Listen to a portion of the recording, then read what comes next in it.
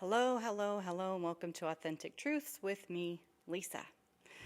There's one question that near destroyed me, as well as many other parents out there dealing with a loved one in addiction. What did I do wrong? So I want to address this horrible question and hope that someone out there can finally release it and move forward. Let's go. Scouring through every memory, overthinking every decision, remembering the early signs we dismissed, we consider what we did or didn't do. Constantly asking a million questions that all end with, what did I do wrong? Picture this. Your loved one says enough. They declare they need help and make a decision for sobriety. With a solid start and your support, there's a passion and enthusiasm to work through detox and begin the steps of some sort of recovery program. You hear a version of accountability you've not heard before. You feel relief and hope for the first time in a long time. It wasn't anything you did. Their openness in discussing how this began opens their eyes and mind, and you discover it has nothing to do with you. Their addiction is a result of a constant habitual behavior that fed their mind, which instigated the brain, and so on and so forth, as the medical journals explain. If you want the full breakdown scientifically, go ahead and you can research that. You know what I mean. While their unhealthy reaction may have been triggered by any one person at any given time, it's not something you did, and you should never carry the burden of guilt for another's broken mind. You are thrilled, and their apology means something. They appreciate you again. They have light in their eyes and excitement for their future. You both seem to have a good grasp of the history and unfortunate disorder of addiction. You sigh a moment in relief. Sleep becomes your friend again after ignoring you for months. You begin to live your life cautiously, but living. Then, one day, you recognize familiar patterns and even a look or sound in their voice. You don't want to anger or trigger them, so you refrain from engaging. Then behaviors you hoped never to see again emerge.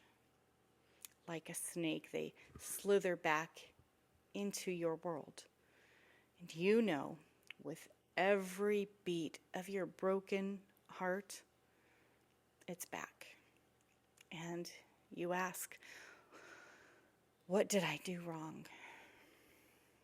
The hard work collapses around them. You watch your loved one pick up where they left off. This time, it escalates. There's meth, crack, cocaine, fentanyl, and some other colored pills that are part of the story now.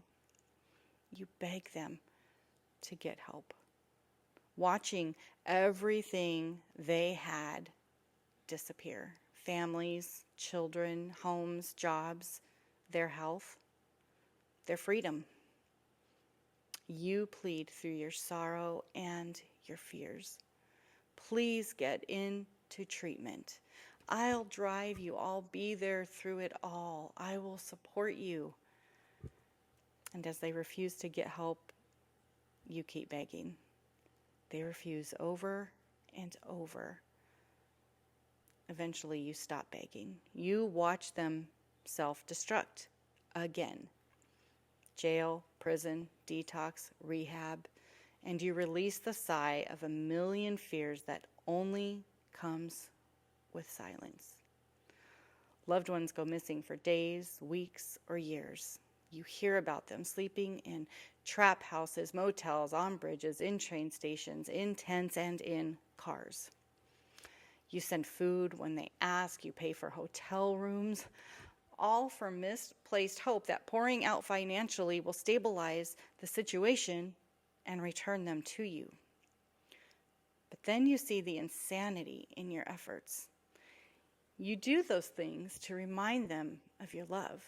However, those things we do often bring a strange sense of comfort to the addiction. And you feel guilty about the consequences of their choices, so you step in to prevent the consequences. The idea of shelters, food banks, food stamps, and other resources is lost. In hope, if you step in, all will be normal once again, if it ever was. Then you don't hear from your precious loved one for months. Silence ushers in fear and belief that though you tried to do it all, you did nothing. Again, you were left asking, what did I do wrong? Writing endless letters to their long-forgotten Facebook account, you tell them every day that you love them. And you pray, reminding them of their worth and deserving freedom from this beast. And you hit send. Countless letters go unread. You end each one in tears and ask, what did I do wrong? You feel abandoned and alone. You're angry. You're hurt. Your family doesn't live in the desert of addiction where you placed yourself. Your friends are tired of the same conversation they've heard for years. Many preach what you must do when they've never walked in this life. It's a lonely place to be. You remain thirsty for healing and hold tight to even the simplest thread of hope. Years pass. You've watched them come and go in this addiction journey, and you've enjoyed moments of recovery, but they are far and few between. The chaos never ends, right? It never ends. And you wonder how long and far this can go. The trapdoor of every bottom swallows them whole. Rock bottom exists, but there's either a trapdoor and they fall, or they finally climb out. And here you are asking, what did I do wrong? You will evaporate chasing addiction further into itself. You alone have no power to eradicate chronic substance use in someone's life. The control lies with them. Thousands and thousands are walking in freedom today because they chose to adopt the battle of recovery. It's the hardest fight of their life, but they gave it a go. In small motions, they worked each moment to change one thought, then two, then form a healthy relationship with their mind. Coping with life without using drugs took time. Feeling again took courage. And facing the unknown required one step, one breath, and one decision. Just as you won't get to take credit for their recovery, you don't get to take blame for their addiction. Stop asking what you did wrong. As parents, we all make mistakes because there are no perfect parents.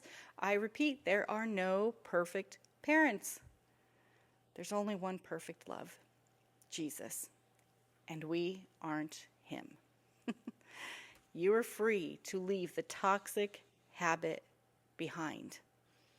Addiction uses your question to keep you stagnant in its path, to poke you, to trap you.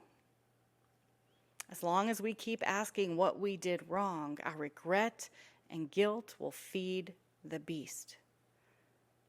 You must let it go. You've got this, friend. Until next time, stay strong and know that you are loved. I'll see you next time.